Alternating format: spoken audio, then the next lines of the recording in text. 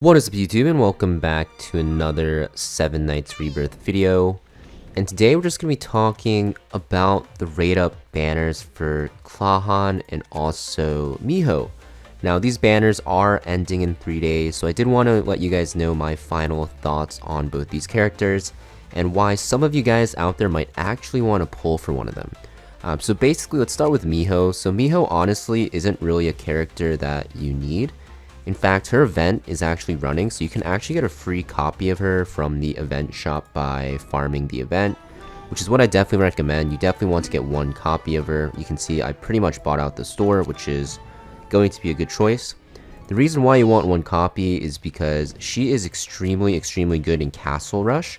The reason why is because she has magic vulnerability for 3 enemies, which means that for the days that you have to bring, 3 target magic damage dealers like Ruri and stuff like that, this is a very powerful skill because she can set up your damage dealer to do a ton of damage. And also this buff duration reduction is very good because there's going to be a lot of days on those same days where the monsters will have a damage reduction buff that you have to get rid of. So this makes her extremely good in Castle Rush. Outside of Castle Rush, not that great. But because we're early into the game's launch in global, Castle Rush is pretty important to start farming, materials and like gold and like the higher chance at legendary summons, for example. So because of that, Miho is a pretty good character, but like I said, definitely not worth summoning because you get a free copy of her and she works at T0 for Castle Rush for sure. Now let's actually talk about Klahan. I think this character, a lot of like newer players are kind of not rating him as highly as he should be, and the reason why is because if you think about it, right, when you start re-rolling, when you start playing, you're kind of just all inning TO, trying to get him to T2 or T6, and it's for good reason, right, because he's like the best farmer in the game right now. However, when you get to nightmare farming, you're gonna realize that you will actually need 2 farmers. So for example here, for the people that don't know, you guys probably do know if you've already been here, but if you go to nightmare, you'll see that you need 2 teams, and it's going to be the same thing for Ruby farming. So you're going to need 2 farmers. In my case, I have TO, which you don't need T6 here. T2 is fine enough as long as you have him decently geared. And also, I have Yanni. But the thing is, Yanni is not going to be easily accessible because she's a legendary plus. So you're going to have to end up wishlisting her to actually get a decent chance. And it's still 0.1%, so 1 out of every 1,000 pulls on average you'll get her. Of course, it's going to be a little bit different when you factor in the guaranteed, but it's a very low chance is what I'm trying to say. But for Klahan, he's a very good alternative farmer. And the reason why is because he has 2 AoE abilities. So because you're just killing 1 wave in nightmare farming, he is extremely good there because one of his abilities is going to do additional damage when the target's health is 50% or higher. And then the second ability will do more damage when they're lower. So you can send both skills on the wave, which is what you're going to do in Nightmare for the most part anyways. So it just makes him an extremely strong farmer. He also heals when people die, so yeah, he's actually very underrated.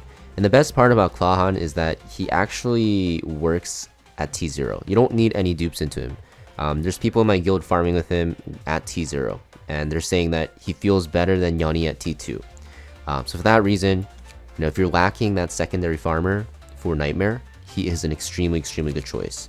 You can't even see statistics because the game didn't patch yet, but one of the best farmers in the game. I'd say honestly he's the second best behind Tio. I think he's actually better than Yanni after watching some of my guildmates use him. But of course you don't need to pull him, especially if you have Yanni. Yanni's a pretty good farmer, right? She has AoE and then 3 target, so not faster but definitely very good. If you have another character like Jave, he's pretty good as well because he has the AoE attack and he has another AoE attack, although he'll be a little bit slower. Another character you can actually use is Nia for farming, which I don't really recommend because her damage is a lot lower, but she works as well. But outside of those, if you don't really have those characters, I would kind of recommend pulling for Klahan, or at least trying to go for him, because this character is going to be extremely good for farming Nightmare. So yeah, just wanted to let you guys know that the 2 banners are ending soon, but he's a very good character.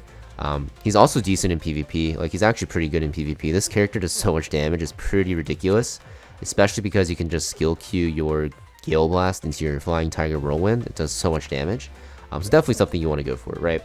Now in terms of should I go for him over Tio, probably not. I think you still prioritize Tio because he has way more usage in other areas of content other than farming, including PvP and even like Castle Rush sometimes and even Tower. But if you have Tio, T2, I'd say getting 1 copy will be very good for your Nightmare team. Yeah. On the topic of that, Miho, definitely not worth going for. Just get 1 copy from the shop and you'll be good to go. And that is pretty much all we need to talk about today. So yeah, thank you for watching, guys. Make sure you guys hit that like and subscribe, and I'll see you guys next video.